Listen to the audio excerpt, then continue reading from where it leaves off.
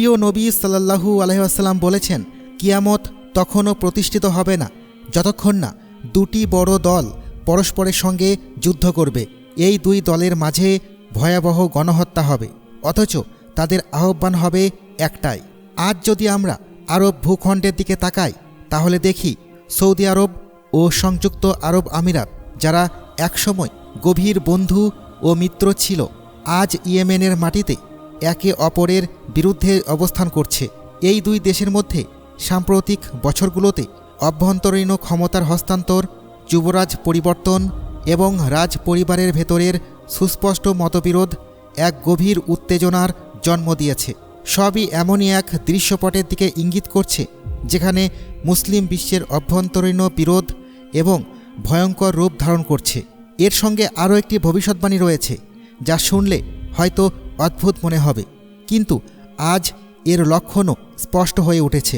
নবী করিম সাল্লাল্লাহু আলাইহি ওয়াসাল্লাম বলেছেন, কিয়ামত তখনও প্রতিষ্ঠিত হবে না যতক্ষণ না দাওস গোত্রের নারীরা জুলখালাসার চারপাশে ঘুরতে থাকবে। জুলখালাসা ছিল আরব উপদ্বীপে ইসলাম পূর্ব যুগে পূজিত একটি মূর্তি, যাকে ইসলাম নিশ্চিহ্ন করে দিয়েছিল। এই হাদিস এই কথা নির্দেশ করে যে শেষ যুগে আরব ভূমিতে আবারও শিরক ও মূর্তি পূজার প্রকাশ ঘটবে। আজ আমরা দুবাইয়ে একটি জাঁকজমকপূর্ণ হিন্দু মন্দির দেখতে পাই, যা 2022 সালে প্রতিষ্ঠিত হয়েছে এবং যার পেছনে রাষ্ট্রীয় পৃষ্ঠপোষকতা রয়েছে। এটি কেবল একটি উপাসনালয় নয়, বরং এখানে মূর্তি পূজা, আচার অনুষ্ঠান ও উৎসব প্রকাশ্যে পালিত হচ্ছে। আবুধাবিতে ইব্রাহিম পরিবার ভবন নামে এমন একটি স্থাপনা তৈরি করা হয়েছে যেখানে একটি মসজিদ, একটি গির্জা এবং একটি ইহুদি উপাসনালয় পাশাপাশি রয়েছে।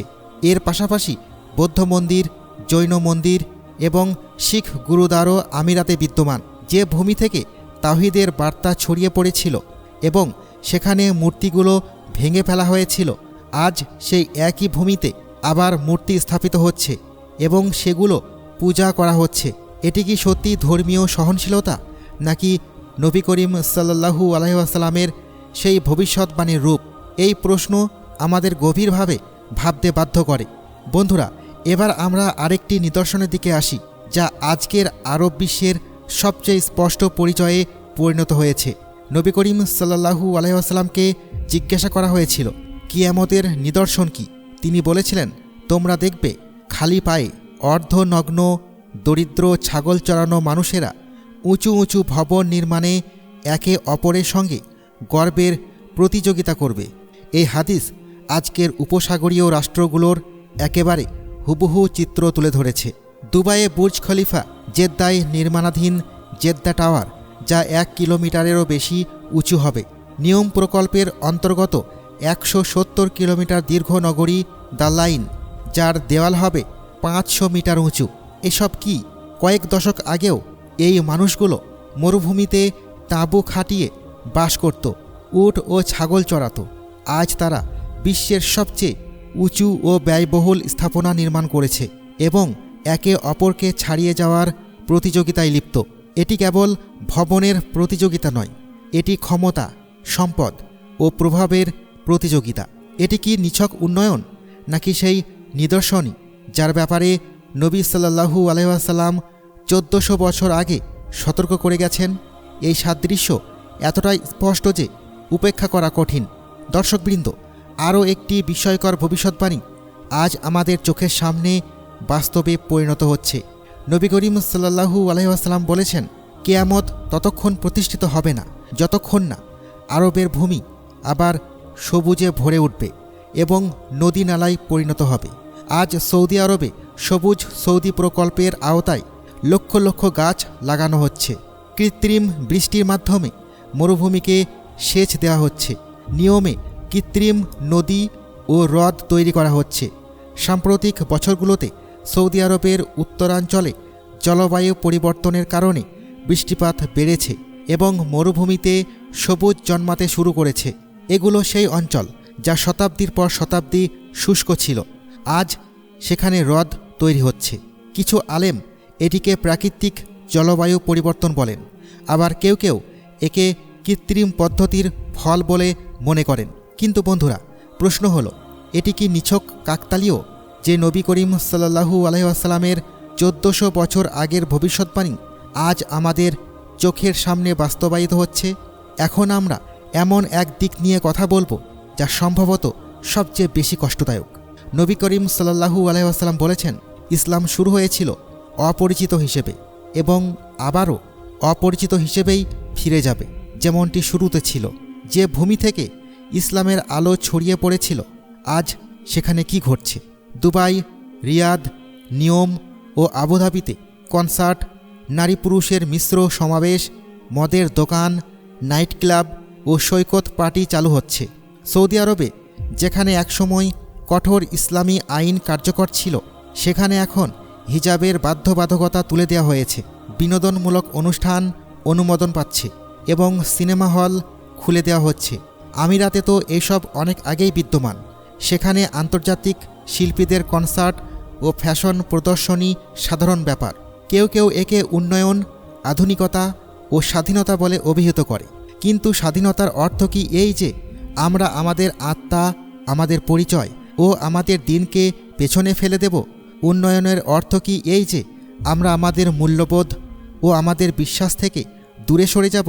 যখন ইসলামের কেন্দ্র মক্কা ও মদিনার অধিপতির দেশেই দিনকে পেছনে ঠেলে দেওয়া হয়, তখন কি এটি সেই অপরিচিত হয়ে যাওয়ার ইঙ্গিত নয় যার কথা নবী করিম সাল্লাল্লাহু আলাইহি ওয়াসাল্লাম বলেছেন? এগুলো কি সেই পরিস্থিতি নয় যেখানে ধর্মপরায়ণতাকে পশ্চাৎপদতা এবং পার্থিবতাকে উন্নতির নিদর্শন মনে করা হয়? দর্শকবৃন্দ, এগুলো কেবল ধর্মীয় বা সাংস্কৃতিক পরিবর্তন নয়, আসল কাহিনী এর চেয়েও গভীর। মধ্যপ্রাচ্যে আজ যে রাজনৈতিক ও সামরিক টানপোড়েন চলছে, তা যে কোনো সময় এক ভয়াবহ ঝড়ে পরিণত হতে পারে। পৃথিবীতে একটি প্রবাদ প্রচলিত আছে, রাজনীতিতে স্থায়ী বন্ধু বা শত্রু নেই, স্থায়ী থাকে কেবল স্বার্থ। সৌদি আরব ও সংযুক্ত আরব আমিরাত, যারা একসময় ঘনিষ্ঠ বন্ধু ছিল, আজ তাদের স্বার্থের সংঘর্ষে জড়িয়ে পড়েছে। 2011 সালে আরব বসন্তের সময় উগ্রপন্থী আন্দোলনের বিরুদ্ধে তারা একসঙ্গে কাজ করেছিল। ইয়েমেনে হুতি বিদ্রোহীদের বিরুদ্ধে সামরিক হস্তক্ষেপেও তারা মিত্র ছিল। কিন্তু 2019 সালের পর পরিস্থিতি বদলাতে শুরু করে। ইয়েমেনে আমিরাত তাদের সেনা কমিয়ে দক্ষিণ ইয়েমেনের বিচ্ছিন্নতাবাদীদের সমর্থন দিতে শুরু করে। 2020 সালে আমিরাত ইব্রাহিম চুক্তির আওতায় ইসরায়েলকে স্বীকৃতি দেয়, যা ফিলিস্তিন প্রশ্নে সৌদি অবস্থানকে দুর্বল করে। 2021 সালে সৌদি আরব কাতারের সঙ্গে বিরোধ মিটিয়ে নিলেও আমিরাত তাদের সমর্থন দেয়নি। এরপর সৌদি আরব আমিরাতের বিরুদ্ধে বাণিজ্যিক লড়াই শুরু করে। বিদেশি কোম্পানিগুলোর আঞ্চলিক সদর দপ্তর সৌদি আরবে স্থানান্তরের শর্ত আরোপ করে এবং আমিরাত থেকে আসা পণ্যের ছাড় প্রত্যাহার করে। তেল উৎপাদন বাড়ানো নিয়ে জোটে উভয়ের মধ্যে বিরোধ দেখা দেয়। এমনকি সুদানের গৃহযুদ্ধেও তাদের ভূমিকা ভিন্ন দেখা যায়। এইসব ঘটনা প্রমাণ করে যে এই দুই গুরুত্বপূর্ণ উপসাগরীয় দেশের সম্পর্কের মধ্যে গভীর ফাটল সৃষ্টি হয়েছে। এটি কেবল দুই রাজপুত্রের অহংকারের লড়াই নয়, বরং একটি আঞ্চলিক প্রভাব, সম্পদের নিয়ন্ত্রণ ও বৈশ্বিক শক্তির সঙ্গে সম্পর্কের জটিল জালের অংশ। এখন আমরা আরেকটি অত্যন্ত গুরুত্বপূর্ণ ও সংবেদনশীল দিক নিয়ে কথা বলবো। বিশ্ব মানচিত্রে বাবুল মান্দাব প্রণালীকে দেখুন। এটি লোহিত সাগরকে আদেন উপসাগরের সঙ্গে যুক্ত করে এবং বৈশ্বিক বাণিজ্যের এক অত্যন্ত গুরুত্বপূর্ণ পথ। ইসরায়েল চায় এই সামুদ্রিক পথে পূর্ণ নিয়ন্ত্রণ প্রতিষ্ঠা করতে, যাতে হুতিদের মতো কোনো পক্ষের হামলা থেকে নিরাপদ থাকা যায়।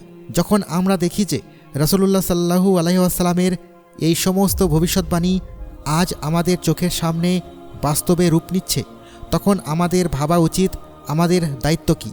নবী করিম সাল্লাল্লাহু আলাইহি ওয়াসাল্লাম বলেছেন, শীঘ্রই এমন ফিতনা আসবে যেখানে বসে থাকা ব্যক্তি দাঁড়িয়ে থাকা ব্যক্তির চেয়ে উত্তম হবে, দাঁড়িয়ে থাকা ব্যক্তি চলমান ব্যক্তির চেয়ে উত্তম হবে এবং চলমান ব্যক্তি দৌড়ানো ব্যক্তির চেয়ে উত্তম হবে। এই হাদিস আমাদের শিক্ষা দেয় যে ফিতনার সময় সতর্কতা, প্রজ্ঞা ও তাড়াহুড়ো এড়ানো জরুরি। এমন পরিস্থিতিতে আমাদের ঈমানকে মজবুত করতে হবে, আল্লাহর দিকে ফিরে যেতে হবে, তওবা করতে হবে, নামাজ কায়েম করতে হবে এবং কোরআনের সঙ্গে আমাদের সম্পর্ক দৃঢ় করতে হবে। এটি আমাদের সবচেয়ে বড় অস্ত্র। আমাদের দোয়া করতে হবে যেন আল্লাহ আমাদের এবং সমগ্র মুসলিম উম্মাকে সব ধরনের ফিতনা থেকে রক্ষা করেন।